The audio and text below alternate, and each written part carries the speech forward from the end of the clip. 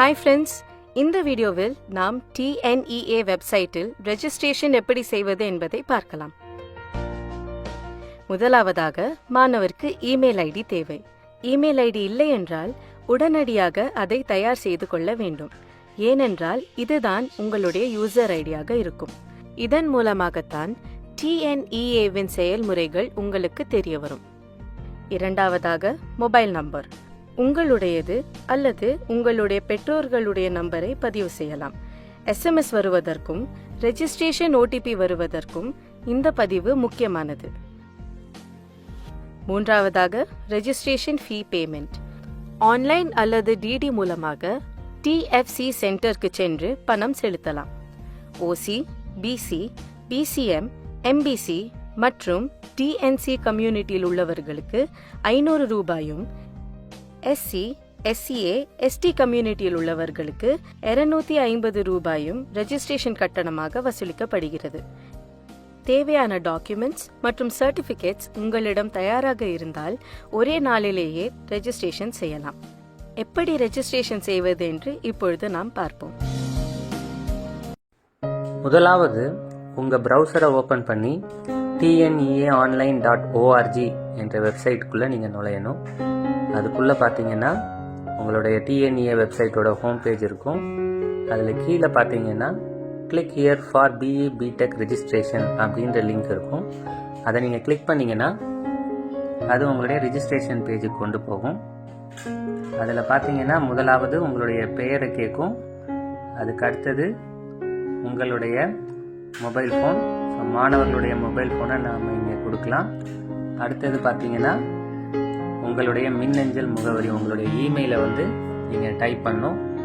உங்கள் இமெயில் தான் உங்களுடைய யூசர் நேம், அதனால் இரண்டாவது முறையும் அதை நீங்கள் டைப் பண்ண வேண்டியது இருக்கும்.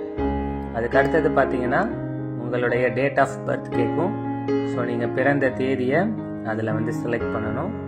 அதுக்கடுத்து 2 கேள்விகள் இருக்கிறது. நீங்கள் +1 தேர்ச்சி பெற்றிருக்கிறீர்களா அப்படின்ற கேள்வி இருக்கிறது. ஸோ அதற்கு ஆம் இல்லை என்ற பதில் கொடுக்கணும். +2 என்ன கல்வியின் கீழே படிச்சிங்கன்றதை நீங்கள் தேர்வு செய்யணும். ஒருவேளை ஸ்டேட் போர்டாக இருக்கலாம், இல்லை CBSE இருக்கலாம், இல்லை ICSE, இல்லைன்னா அதர்ஸாக இருக்கலாம். ஸோ அதை நீங்கள் தெரிந்து கொள்ளணும். அதுக்கப்புறம் உங்களுடைய பாஸ்வேர்ட் நீங்கள் கிரியேட் பண்ணணும். ஸோ பாஸ்வேர்டுக்கு பார்த்தீங்கன்னா ஒரு ஆல்ஃபபெட், ஒரு ஸ்பெஷல் கேரக்டர், ஒரு நம்பர் கட்டாயம் இருக்கணும். மினிமம் 6 கேரக்டர்ஸ் இருக்கணும். இதை வச்சு நீங்கள் உங்களுடைய பாஸ்வேர்டை கிரியேட் பண்ணணும். அதை கிரியேட் பண்ணிட்டீங்கன்னா அடுத்து கன்ஃபார்ம் பாஸ்வேர்ட் கொடுத்து சேவ் கொடுத்தீங்கன்னா எல்லா டீட்டெயில்ஸும் கரெக்டாக எழுதியிருக்கிறீங்களான்னு கேட்கும். அது எழுதியிருந்தீங்கன்னா நீங்கள் எஸ் கொடுத்தீங்கன்னா அடுத்த பேஜுக்கு போகும். ஒருவேளை எதையாவது மாற்ற வேண்டும் அப்படின்னு நினச்சிங்கன்னா எல்லா தகவல்களும் சரியாக இருக்கும் பட்சத்தில் எஸ் கொடுத்தீங்கன்னா உங்களுடைய ஃபோன் நம்பர் மற்றும் இமெயிலுக்கு ஒரு 6 இலக்க OTP வந்திருக்கும். அதை நீங்கள் என்டர் பண்ணி சப்மிட் கொடுத்தீங்கன்னா ரெஜிஸ்ட்ரேஷன் கம்ப்ளீட் ஆகி லாகின் பேஜுக்கு வரும். அதில் ரெஜிஸ்ட்ரேஷன் அப்போ கொடுத்த யூசர் நேம் பாஸ்வேர்ட் கொடுத்து லாகின் கொடுத்தீங்கன்னா உங்களுடைய ஹோம் பேஜுக்கு வரும். இதில் தான் உங்களுடைய டீட்டெயில்ஸை நீங்கள் என்டர் பண்ணணும். முதலாவதாக பர்சனல் இன்ஃபர்மேஷனை நீங்கள் என்டர் பண்ணணும். அதில் பார்த்தீங்கன்னா நேம், டேட் ஆஃப் பர்த் எல்லாம் லாக்டாக இருக்கும். ஏன்னா ரெஜிஸ்ட்ரேஷன் அப்போவே அந்த டீட்டெயில்ஸ் கொடுத்துருப்பீங்க. ஸோ முதல்ல உங்களுடைய ஆதார் நம்பரை நீங்கள் கொடுக்கணும். அது ஆப்ஷனலாக தான் இருக்குது. டேட் ஆஃப் பர்த் லாக்டில் இருக்குது. தொடர்பு முகவரியை நீங்கள் என்டர் பண்ணணும். அதுக்கு அடுத்தது பார்த்தீங்கன்னா நிரந்தர முகவரி.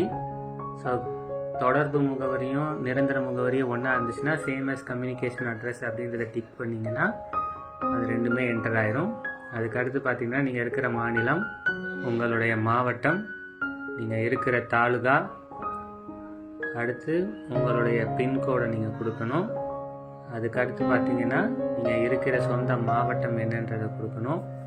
அதுக்கு அடுத்து பார்த்தீங்கன்னா நீங்கள் இருக்கிற இடத்தோடைய குடிமை நிறைய நீங்கள் செலக்ட் பண்ணணும். அடுத்து உங்களுடைய ஜெண்டர், அடுத்து உங்களுடைய தாய்மொழி என்ன என்பதை நீங்கள் தெரிவு செய்யணும். அடுத்து உங்களுடைய குடியுரிமை இந்தியரா, ஸ்ரீலங்கன் ரெஃப்யூஜியான்றதை நீங்கள் செலக்ட் பண்ணணும். பார்த்தீங்கன்னா உங்களுடைய நேட்டிவிட்டி தமிழகத்தை சேர்ந்தவரா இல்லை பிற மாநிலத்தை சேர்ந்தவரான்றதை நீங்கள் கொடுக்கணும். அதுக்கு அடுத்து பார்த்தீங்கன்னா உங்களுடைய மதத்தை நீங்கள் தெரிவு செய்யணும். அதுக்கு அடுத்து நீங்கள் என்ன கம்யூனிட்டியை சேர்ந்தவங்க, OC, BC, MBC, DNC அந்த மாதிரி இதை செலக்ட் பண்ணணும். அதுக்கு அடுத்தது பார்த்தீங்கன்னா உங்களுடைய கேஸ்ட் என்னன்றதை நீங்கள் தெரிவு செய்யணும். அதை தொடர்ந்து உங்களுடைய ஜாதி சான்றிதழ் எண்ணை நீங்கள் ஃபில் பண்ணணும். உங்களுடைய தந்தையின் பெயர் மற்றும் தாயின் பெயரை வந்து இன்புட்டாக கொடுக்கணும். உங்களுடைய பேரண்ட்ஸ் இல்லைன்னா கார்டியனோட செல்ஃபோன் நம்பரை வந்து நீங்கள் கொடுக்கணும்.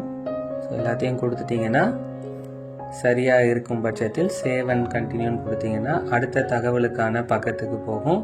அது என்னென்னா சிறப்பு ஒதுக்கீடு தகவல்.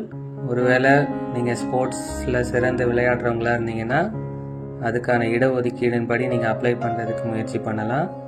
அதே மாதிரி முன்னாள் இராணுவ வீரர் உடைய பிள்ளைங்களாக இருந்தீங்கன்னா அதுக்கான ஸ்பெஷல் ரிசர்வேஷன் படி கேட்கணுன்னா கொடுக்கலாம்.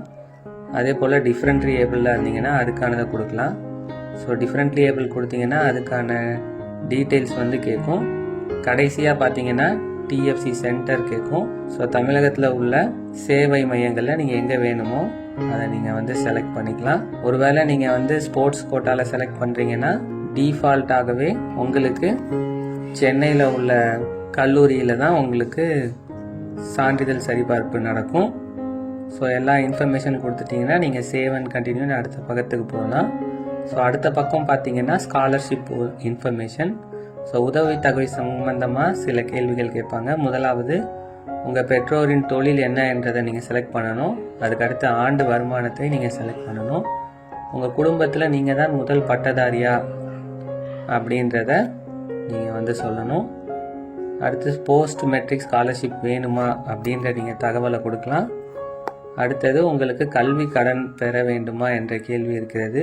சேவ் அண்ட் கண்டினியூன்னு கொடுத்தீங்கன்னா அடுத்ததாக உங்கள் பயின்ற பள்ளியை பற்றின தகவல் கேட்பாங்க. அரசு பள்ளியா அல்லது ப்ரைவேட் பள்ளியான்ற மாதிரி இருக்கும். அதை நீங்கள் செலக்ட் பண்ணணும். அதுக்கு அடுத்து பார்த்தீங்கன்னா பள்ளி இருப்பிடத்தின் குடிமை நிலையை நீங்கள் வந்து செலக்ட் பண்ணணும். அதுக்கு அடுத்து பார்த்தீங்கன்னா 8ஆவதுலேருந்து 12ஆவது தமிழ்நாட்டில் படிச்சிருக்கிறீர்களான்னு கேட்கும். ஸோ 8ஆவதுலேருந்து 12ஆவது வரைக்கும் தமிழ்நாட்டில் படிச்சிருந்தீங்கன்னா நீங்கள் நேட்டிவிட்டி சர்டிஃபிகேட் ப்ரொடியூஸ் பண்ணணுன்ற அவசியம் இல்லை. அதற்காக இந்த கேள்வி கேட்டிருக்காங்க. அதுக்கு அடுத்தது 6லிருந்து 8 வரை ஆர்டிஇ மூலம் பிரைவேட் ஸ்கூலில் படிச்சிருக்கிறீங்களா, 9லிருந்து 12 வரைக்கும் அரசு பள்ளியில் பயின்றுள்ளீர்களான்ற கேள்வி கேட்குறாங்க. அதுக்கு அடுத்து பார்த்தீங்கன்னா நீங்கள் 6லிருந்து 12 வரைக்கும் அரசு பள்ளியில் படிச்சிருக்கிறீங்களான்ற ஒரு கேள்வியை கேட்குறாங்க. 3 கேள்விகளுக்கும் எஸ் ஆர் நோன்னு நீங்கள் பதில் கொடுத்துட்டீங்கன்னா அடுத்து நீங்கள் 6ஆவதுலேருந்து 12ஆவது வரைக்கும் எந்த பள்ளிக்கூடத்தில் படிச்சீங்கன்றத ஒவ்வொரு வருஷமாக நீங்கள் வந்து ஃபில் பண்ணணும். ஸோ முதலாவது நீங்கள் தேர்ச்சி பெற்ற ஆண்டு, எந்த 6th ஸ்டாண்டர்ட் எப்போ தேர்ச்சி பெற்றீங்கன்னு செலக்ட் பண்ணணும். அதுக்கப்புறம் எந்த மாநிலத்தில் அந்த பள்ளிக்கூடம் இருந்துச்சு, எந்த மாவட்டத்தில் இருந்துச்சு, எந்த பிளாக்கின் கீழே வருதுன்றதை நீங்கள் செலக்ட் பண்ணிங்கன்னா அடுத்த இதில் உங்களுடைய ஸ்கூலோட பேரை ட்ராப் டவுனில் நீங்கள் வந்து சர்ச் பண்ணி செலக்ட் பண்ணணும்.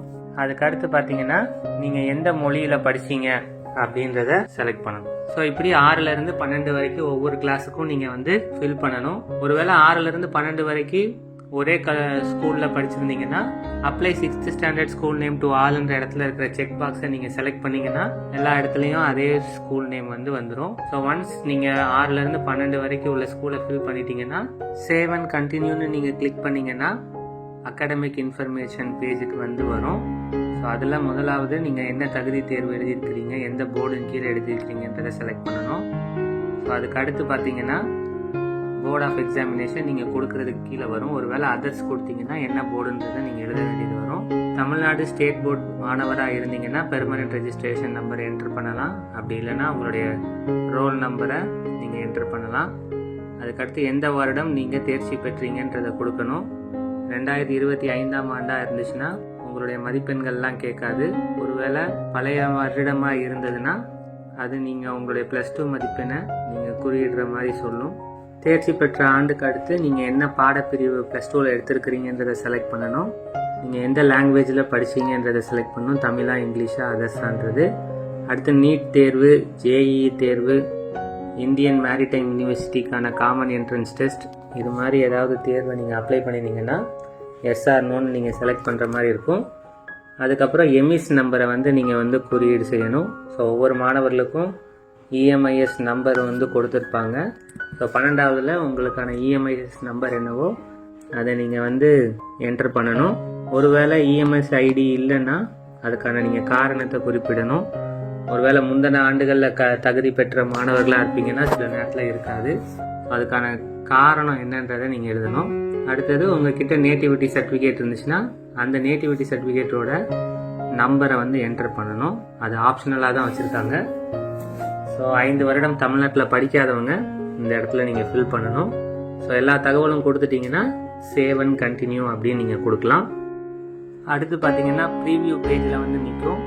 ஸோ நீங்கள் இது வரைக்கும் கொடுத்த 5 பக்கத்தில் கொடுத்த தகவல்களை நீங்கள் ஒரு முறை சரி பார்த்து கொள்ளலாம். So personal information, special reservation information, scholarship information, school of study, academic information, இது எல்லாத்தையும் நீங்கள் கிளிக் பண்ணி செக் பண்ணிவிட்டு எல்லா தகவலும் சரியாக இருக்கும் பட்சத்தில் கண்டினியூ டு பேன்னு நீங்கள் கொடுக்கலாம். ஸோ கண்டினியூ டு பேன்னு கொடுக்கும்போது ஒரு வார்னிங் மெசேஜ் வரும். ஒன்ஸ் நீங்கள் பேமெண்ட் முடிச்சிட்டிங்கன்னா உங்களுடைய டீட்டெயில்ஸ் எதையும் மாற்ற முடியாது. ஸோ அதனால் இந்த ப்ரீவியூ பேஜில் உங்களுடைய தகவல்கள் சரியாக இருக்குதான்னு நீங்கள் செக் பண்ணிவிட்டு ஒருவேளை தவறு இருந்துச்சுன்னா பேக் பட்டன் கிளிக் பண்ணி நீங்கள் அந்த தகவலை போய் மாற்றிக்கொள்ளலாம். ஸோ எல்லாம் சரியாக இருக்கும் பட்சத்தில் கண்டினியூ டு பேன்னு கொடுத்தீங்கன்னா பேமெண்ட் கேட்வேக்கு போகும். ஸோ உங்களுக்கு பார்த்தீங்கன்னா 4 பேமெண்ட் கேட்வே இருக்குது. Canara bank, Indian bank, Indian Overseas bank, HDFC bank என்று. ஸோ உங்களுடைய கம்யூனிட்டிக்கு ஏற்ற மாதிரி ரெஜிஸ்ட்ரேஷன் ஃபீஸ் மாறும். ஸோ எந்த பேமெண்ட் கேட்வேன்றதை நீங்கள் செலக்ட் பண்ணிவிட்டு பேன்னு கொடுத்தீங்கன்னா அந்த கேட்வேயில் உள்ள பேமெண்ட் சைட்டுக்கு போகும். ஸோ அதில் நீங்கள் எதன்படி பேமெண்ட் பண்ணுறீங்க, டெபிட் கார்டா, கிரெடிட் கார்டா, நெட் பேங்கிங், UPI, ஸ்கேன், இப்படி எதுலனாலும் நீங்கள் கொடுத்து நீங்கள் பே பண்ணிக்கலாம். ஒன்ஸ் பேமெண்ட் ஆயிடுச்சுன்னா உங்களுக்கு வந்து பேமெண்ட் சக்ஸஸ்ஃபுல்ன்ற பேஜ் வரும்.